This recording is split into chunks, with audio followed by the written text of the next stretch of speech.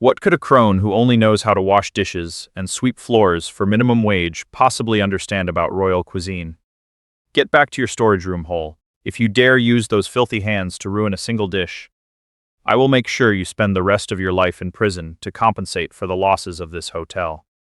The arrogant food and beverage director slammed the menu folder onto the kitchen counter and screamed into the face of the cleaning lady wearing a grease-stained apron. Around him, the senior sous chefs and trendy Michelin-starred chefs stood with their arms crossed, watching with cold, mocking eyes. They had no idea that the elderly woman silently enduring this brutal humiliation was not some destitute scavenger needing a paycheck. She was Evelyn Caldwell, a global culinary legend, the holder of the Supreme Royal Order, and the true owner of the very five-star hotel chain they worked for. If you believe that exceptional talent and dignity cannot be judged by one's clothes, stay until the very last second. This epic plot twist will make these arrogant snobs pay a truly exorbitant price.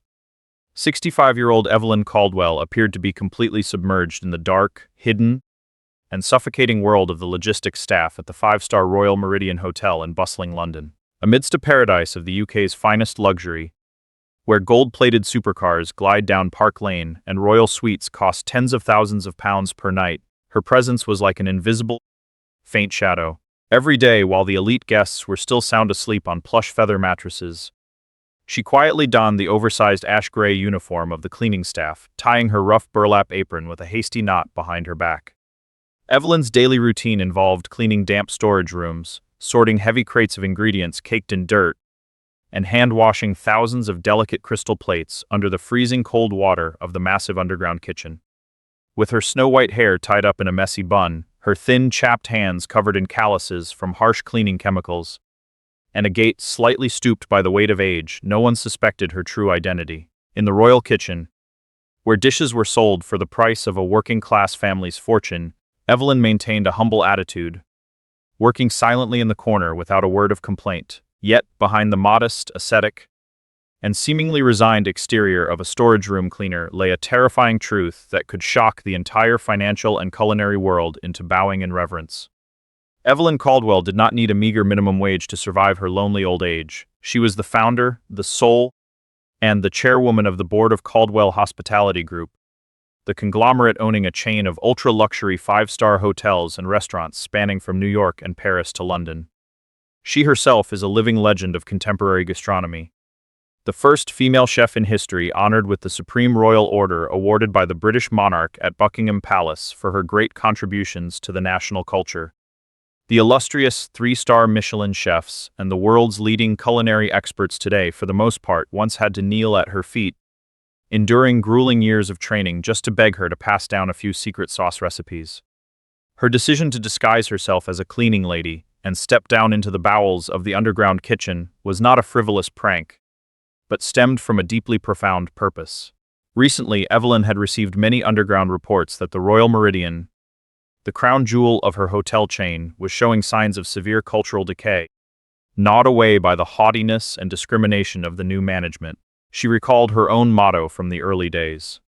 When a kitchen is no longer run with love, kindness, and respect between human beings, the food produced becomes nothing more than spiritual poison.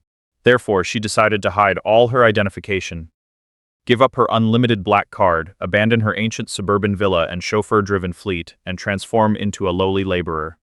She wanted to use the eyes of someone at the bottom to see the true face of those who called themselves high-level management, to see how the logistics staff, those sweating on the bottom deck, were being treated. She accepted the contemptuous gazes, the condescending finger-snapping, and the disregard of greedy young chefs, all in exchange for the most authentic view, preparing for a thorough purge from the roots.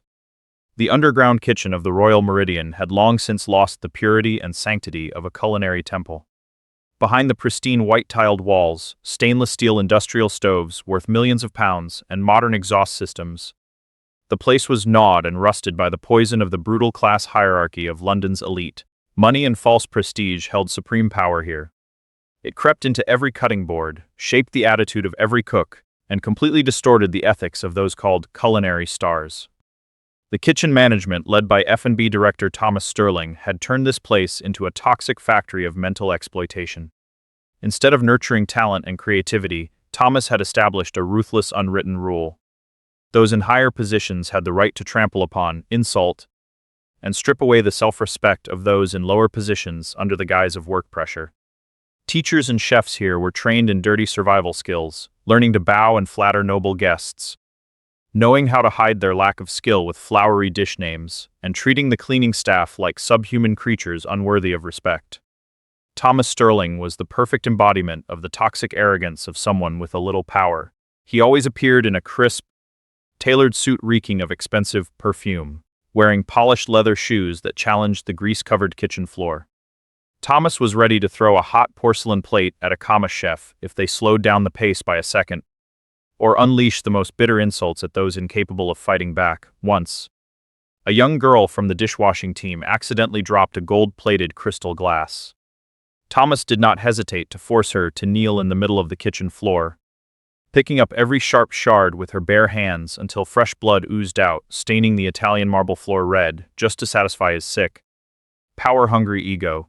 Sadly, the trendy Michelin-starred chefs around only stood with their arms crossed, watching with indifferent, cold eyes, even joining in the mocking laughter at the poor girl's misery. They considered trampling on the weak a privilege of success. Thus, the quiet integrity and compassion of the cleaning lady, Evelyn Caldwell, inadvertently became a sharp thorn stuck in the eye of the pompous F&B director.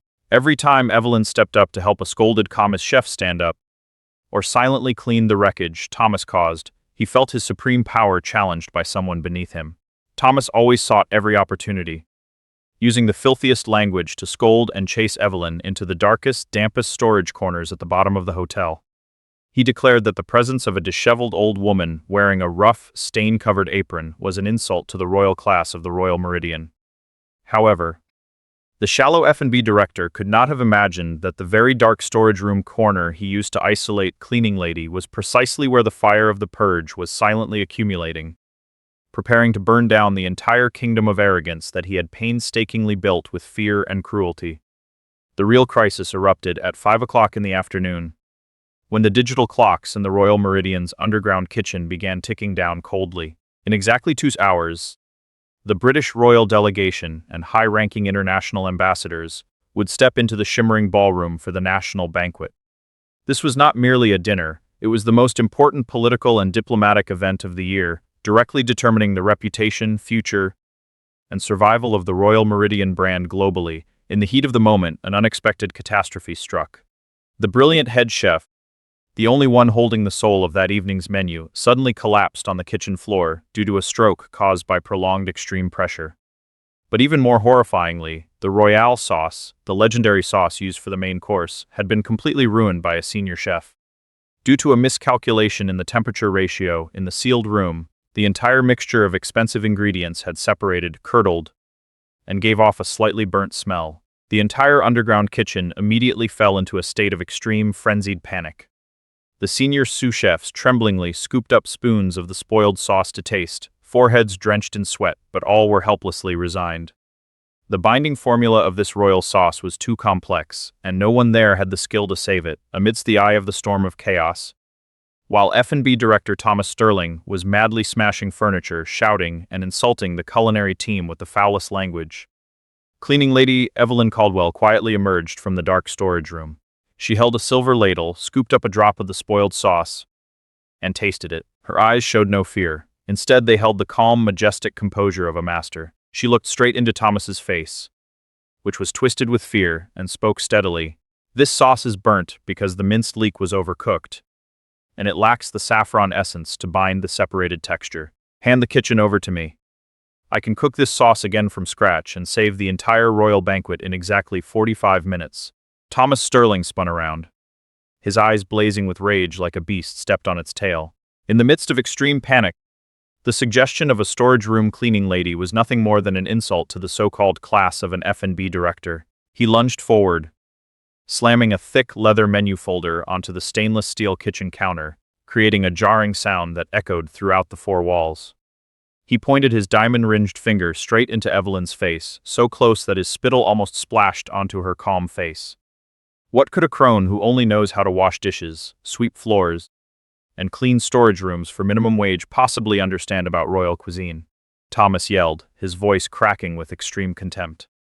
"Get back to your filthy storage room hole. Tonight's banquet is designed based on the exclusive menu of the global culinary legend, the holder of the Supreme Royal Order, Evelyn Caldwell, who is supervising from afar.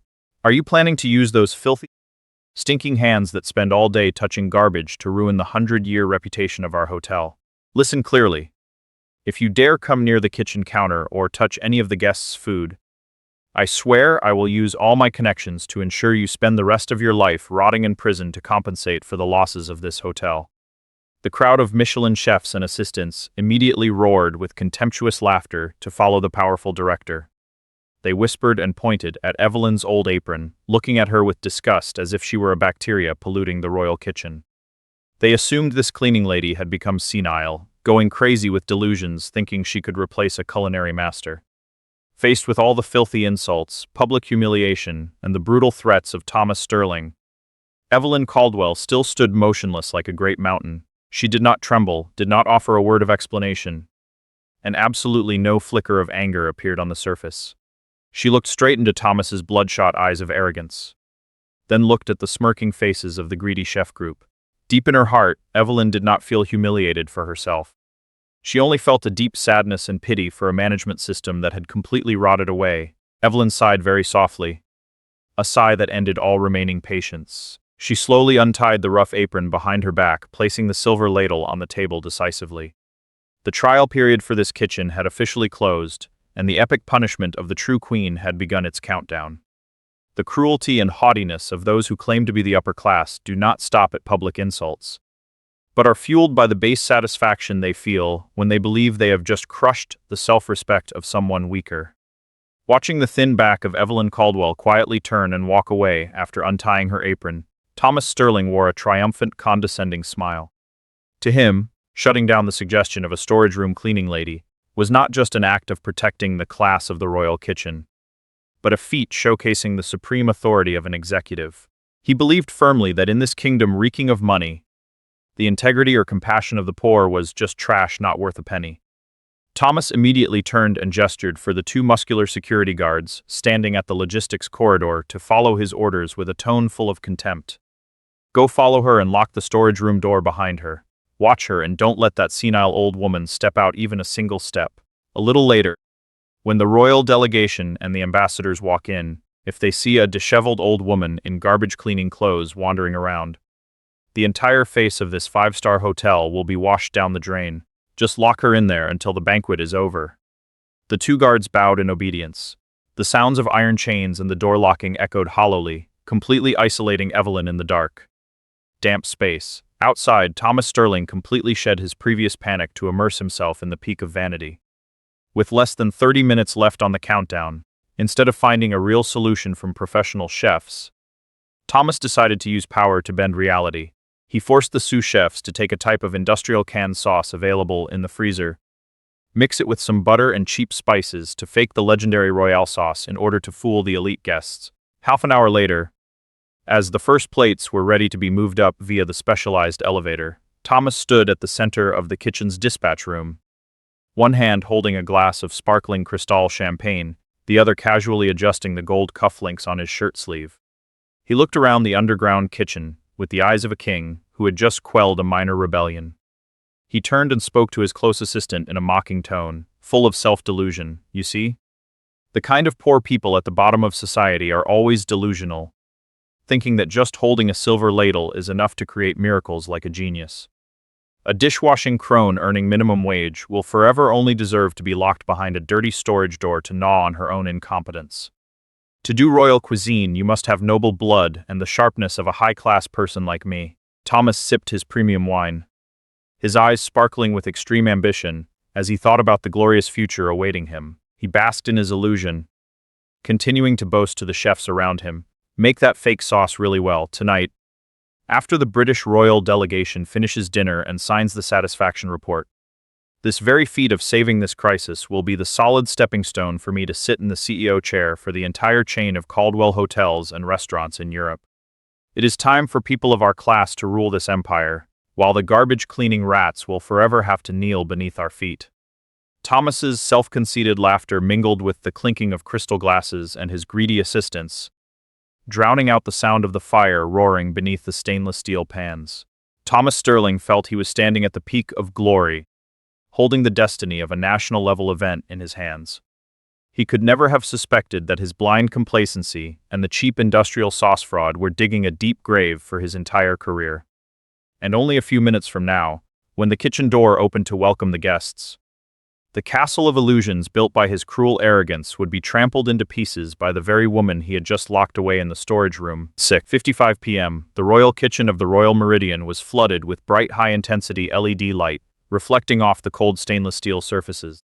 Yet, contrary to the brilliance, the atmosphere inside was thick with fear and suffocating tension. The chefs stood along the rows of tables like motionless chess pieces, sweat dripping down their uniforms, no one daring to breathe loudly. All understood that the prime steak drizzled with Thomas Sterling's fake industrial sauce was about to be served to the most sophisticated palates in the world. At the very moment the tension reached its peak, the two sturdy oak doors of the kitchen unexpectedly swung open. The representative of the British royal family, the Duke of Wales, wearing his noble royal ceremonial uniform with sparkling medals, stepped in slowly. Right beside him was the global CEO of Caldwell Hospitality Group, accompanied by a retinue of Secret Service agents and culinary experts from the palace. Thomas Sterling immediately jolted. He quickly placed his champagne glass down, straightening his silk tie. His face wore a fawning, bowing smile to the maximum level. He took hurried steps, almost lunging out to bow 90 degrees to welcome the delegation. "Dear Duke, Mr. CEO," Thomas reported excitedly, his voice trembling with extreme excitement, his hands clasped tightly together in a gesture of utmost reverence. "Everything in this kitchen has been perfectly prepared for the greatest banquet night in London's history. I have personally supervised every process. Every plate sent up reaches the highest standard of the Caldwell Group to serve the royal delegation." The global CEO of the group did not bother glancing at Thomas. His face was stern, full of coldness. He turned to the Duke of Wales, bowing with a tone of extreme respect. "Your Grace, according to the group's annual security inspection schedule, our Supreme Chairwoman has been present at this hotel for a week now to go undercover, supervising the entire logistics and personnel system from the deepest levels. The moment of judgment for the quality of the Royal Meridian has arrived." Thomas Sterling's heart pounded when he heard the word chairwoman. He thought to himself that if he performed well today, that legendary chairwoman would surely promote him immediately. He gestured, intending to order the assistants to serve the trial dish. But at that very moment, from the end of the logistics corridor, the dusty storage room door that had been locked shut with iron chains was suddenly thrown open from the outside by two high-level security agents. A figure stepped out from that dark space, slowly and calmly, no longer wearing the baggy ash-gray uniform of a laborer, no longer wearing the rough, grease-stained apron, and completely shedding the stooped, resigned posture of a cleaning lady. The woman walking through the underground kitchen now possessed a majestic, dignified demeanor that made everyone who saw her subconsciously hold their breath. She wore a pristine white chef's coat custom-tailored from premium silk from Paris. On her left chest, where the heart is, was pinned the sparkling solid gold Supreme Royal Order awarded by the king's own hand. Her silver hair was tied up nobly. Her eagle-like eyes scanned the entire room. When they saw the face of that woman, the entire royal kitchen fell into a black hole of silence, so deep that even the sound of a needle dropping could be heard clearly. The global CEO of the Caldwell Group immediately stepped back a half step, moved to the side, bowed at a 90-degree angle respectfully, his voice ringing out clearly. "Greetings, Chairwoman Evelyn Caldwell. All inspection files and surprise personnel sealing of the Royal Meridian have been prepared, madam." The Duke of Wales stepped up a step, his stern face immediately relaxing, replaced by a warm, respectful smile. He proactively reached out, taking the thin hands of the cleaning lady from that afternoon, and bowed according to the highest diplomatic protocol of the British royal family. "Greetings to Madam Evelyn Caldwell, our legend. His Majesty instructed me very carefully. He is very much looking forward to enjoying the legendary royale sauce cooked by your own hands today. Buckingham Palace is greatly honored to know that you personally came down to the underground kitchen to supervise this banquet." The velvet curtain had dropped, revealing the supreme goddess standing behind the entire empire. Thomas Sterling stood frozen in place, the fawning smile on his lips freezing, distorting into a face of horrifying shock. His eyes widened so much they almost fell out when he realized the woman in the white silk chef's coat, the one being venerated by the Duke and the CEO as a queen, was the dirty cleaning crone he had just screamed at and ordered to be locked in the storage room minutes ago. Thomas's entire kingdom of arrogance, in a short tenth of a second, had turned into a guillotine of the law of karma hanging right over his head. The entire royal kitchen of the Royal Meridian fell into a deathly silence. The kind of ultimate silence that only appears when a horrific truth beyond all imagination is laid bare directly in the light.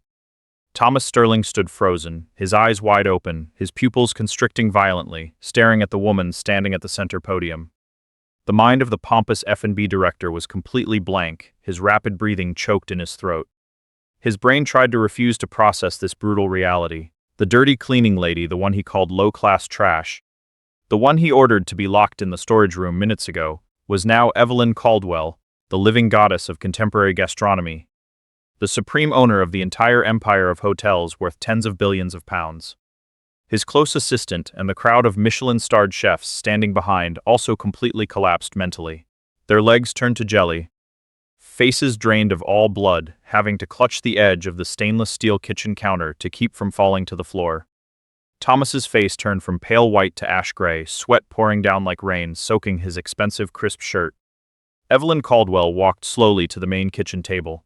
She casually picked up the silver ladle, her demeanor calm but carrying an invisible pressure that made the entire space feel heavy. She did not bother glancing at Thomas. Her ice-cold gaze swept across the trembling chefs, then stopped at the Duke of Wales. "Your Grace, the authentic Royale sauce for His Majesty will be completed by me in exactly 30 minutes, Evelyn spoke. Her voice was warm, quiet, but firm, echoing through every corner of the underground kitchen through the central speaker system. But before starting, as chairwoman of the board of the Caldwell Group, I have a few types of toxic trash that need to be cleaned out of this place."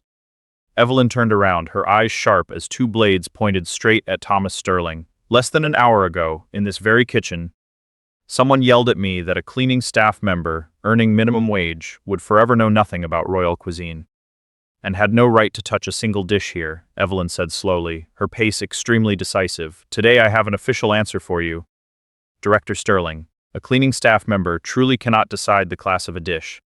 But that cleaner has the supreme power of life and death to decide whether your director's chair still exists in this London. Because this entire kitchen, this entire five-star hotel, and even the title you are wearing on your chest, all belong to me." Thomas Sterling heard this, and his knees completely gave way. He collapsed right on the grease-covered kitchen floor, the sound of his knees hitting the marble floor sounding truly humiliating. He stammered, trying to squeeze out a broken voice to beg, "Madam Caldwell, I really did not know you were. It was just a misunderstanding. I was just too pressured with the royal banquet. Please forgive me." "Shut up, you arrogant, stupid fool!" The global CEO stepped forward, roaring to cut off Thomas's cowardly justification. He pointed straight at the director kneeling on the ground. "You used power to exploit and insult subordinates, and even more disgustingly, you dared to use cheap canned industrial sauce to fake royal dishes to deceive the Duke. You are personally staining the blood of the Caldwell Group." Evelyn Caldwell raised her hand, signaling the CEO to stop. She looked at Thomas with extreme contempt, eliminating any final chance of forgiveness. "You have no right to explain, Thomas. You have abandoned the heart of a professional to be a slave to sick arrogance. From this moment on, I officially fire you from the position of F&B Director of the Royal Meridian, stripping you of all benefits, bonuses, and preferential shares in the system. Simultaneously, all management records, financial data, and surveillance videos of your abusive behavior toward employees will be transferred straight to the group's legal office to prosecute you in criminal court. You will have to pay for every drop of blood and tear of the cleaning staff you have trampled upon." Thomas Sterling heard the death sentence for his career and completely collapsed. He crawled on the floor, intending to lunge forward to clutch the hem of Evelyn's white silk chef's coat. "Madam, please, save me. If I am prosecuted, my whole life will be ruined." The high-level security team immediately stepped forward, without a shred of respect, gripping Thomas Sterling's two arms and lifting him up. The haughty director, reeking of expensive perfume and basking in the delusion of promotion the night before, was now dragged across the kitchen floor in humiliation, disgraced before the witness and the extreme contemptuous gazes of all his subordinates. Evelyn turned to look at the Michelin chefs, bowing their heads in shame and fear. Her gaze softened when she saw the young dishwasher from the afternoon standing and sobbing in the corner of the room. "And you all?" Remember this day very clearly, Evelyn said in a firm voice, power spreading. A peak dish is forever never created from a kitchen filled with fear, oppression, and contempt for human beings. From tomorrow, the General Audit Board will come down to re-inspect the moral standing of each of you. The young girl standing there, starting tomorrow, you will be promoted to Logistics Coordination Manager with triple your current salary. As for now, all to your positions. We have a true royal banquet that needs to be completed by the honor of the profession. The entire kitchen shouted in unison, yes, madam, full of reverence. The sound of knives, the roar of fire, and the clinking of silver ladles immediately returned perfectly, bursting with an energy of respect and true professional love, sweeping the toxic arrogance of Thomas Sterling out of the culinary temple. A grease-stained apron or hands chapped by chemicals could never define a person's value, but a crisp suit reeking of expensive perfume could completely hide a petty personality. The value of a true professional is forever measured by the love they put into every smallest task and the respect they give to those around them, never depending on the flashy title they proudly wear on their chest. Arrogance based on delusional power is just a cheap, thin veil, and when the truth is exposed to the light, the price to pay for condescension will be the permanent collapse of an entire career. The earthquake that passed through the Royal Meridian's underground kitchen today was not merely a personnel purge, but a profound and costly life lesson sent to all those who rely on power and position in society. Thomas Sterling had to pay with his honor, career, and face a strict criminal conviction for his excessive contempt for others. He completely forgot that before becoming a manager sitting in a high chair, one must learn to be a decent human being. His lying, fake industrial sauce could not fool the masters, just as his hypocrisy could not exist forever before the light of integrity. Culinary legend Evelyn Caldwell chose to abandon velvet, don laborer clothes, and accept being locked behind a dirty storage door, because she understood that a great empire is not built from flattery in the CEO's office. It is built from the sweat, tears, and self-respect of the people on the bottom deck, those who silently wash every dish and clean every room. When she handed the management position to the poor dishwasher and kicked the pompous director out to the street, she returned purity and dignity to the culinary temple. It is a completely satisfying ending, a firm proof of the law of karma in life. Dear audience, what do you think about the peak crisis rescue and the shocking plot twist of Chairwoman Evelyn Caldwell? Is the punishment of immediate dismissal and prosecution for the arrogant director enough to awaken those who always look down on poor laborers? Leave your opinions, emotions, and thoughts right below in the comments section. We really want to hear the profound perspectives from you. If the story today brought you moments of suspense, satisfaction, and strengthened your belief in justice and the value of kindness in life, then don't forget to press the like button and subscribe to the channel. Your companionship and support are the greatest motivation for us to continue building the next dramatic, humanistic, and deep scripts. Thank you for spending time following us to the final moments of this video.